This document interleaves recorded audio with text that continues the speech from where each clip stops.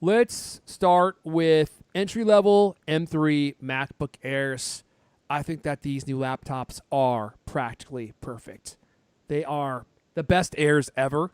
And there's only one small thing, maybe not small, that's missing that would make these the best laptop of all time for most people. But I'm getting ahead of myself. Griffin, I'll let you take it away.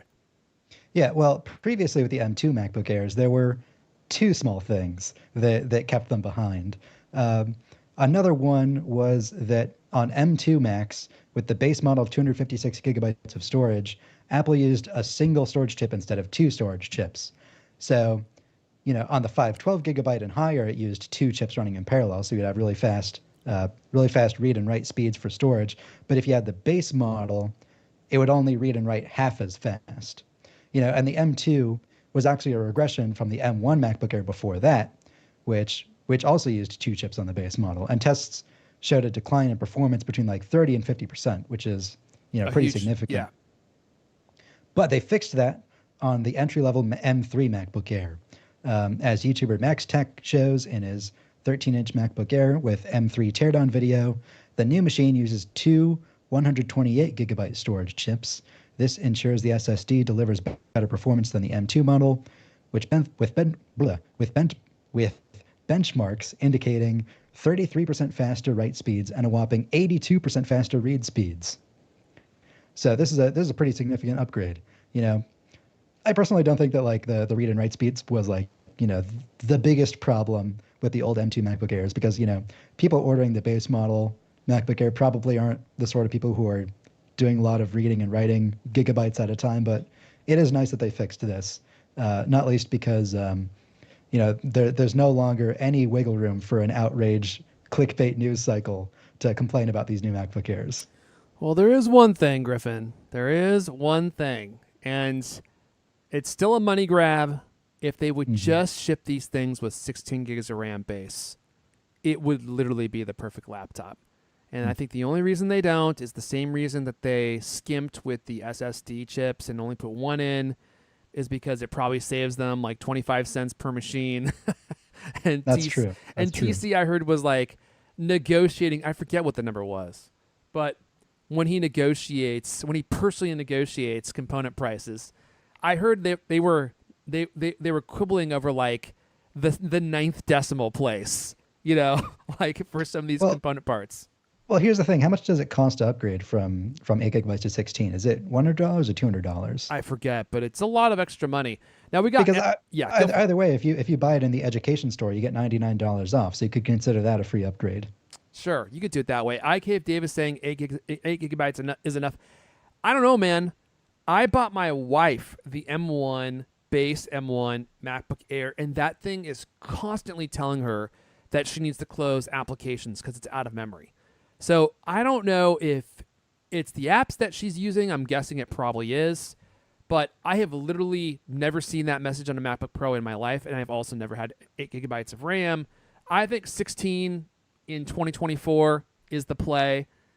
I think that 8 gigabytes, when you take into account, how much RAM some apps use and how people like to have a lot of apps open and they don't restart very often, I think it's on the low end. The fact that my wife is encountering it, she is by far no power user. I mean, the thing is about power, like not being a power user, is that you wouldn't think that a non-power user would use a lot of applications, but on the other hand, non-power users use Google Chrome with like 3,800 tabs open, and Right. each one of those tabs is like 300 megabytes, and so it fills up pretty fast. And it's not just Google Chrome either, because if you use the official Slack app instead of making a Safari web app, then that's another instance of Google Chrome, which is another 300 megabytes there. It adds up.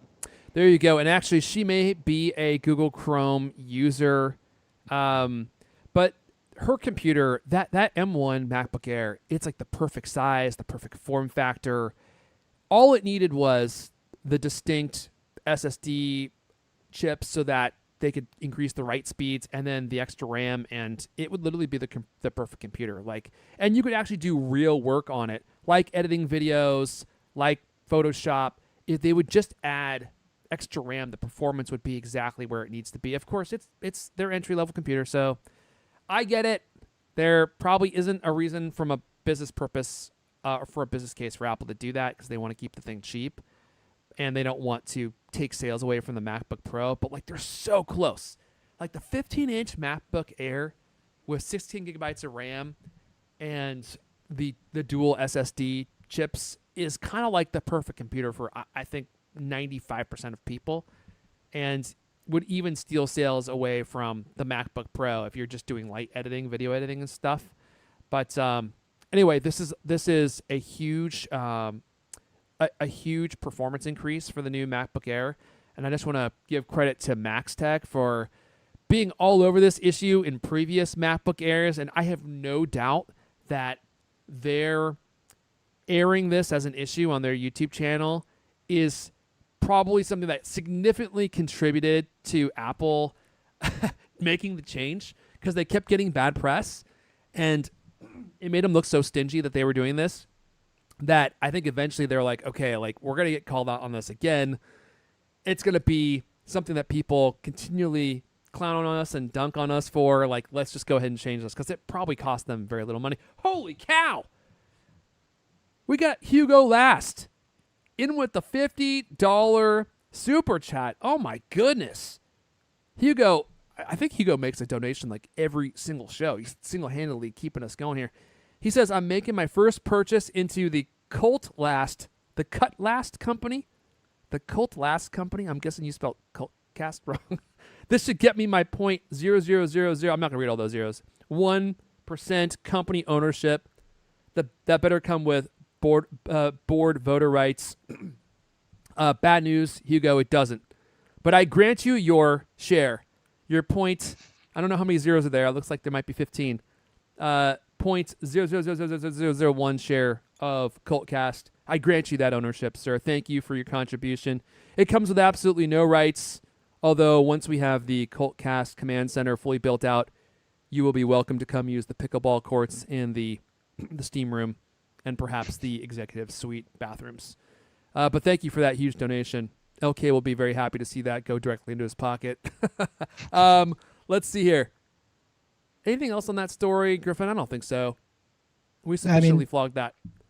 With the RAM thing, I think somebody graphed like how much Apple has increased the base RAM over time, and it's been at 8 gigabytes for like close to 10 years now.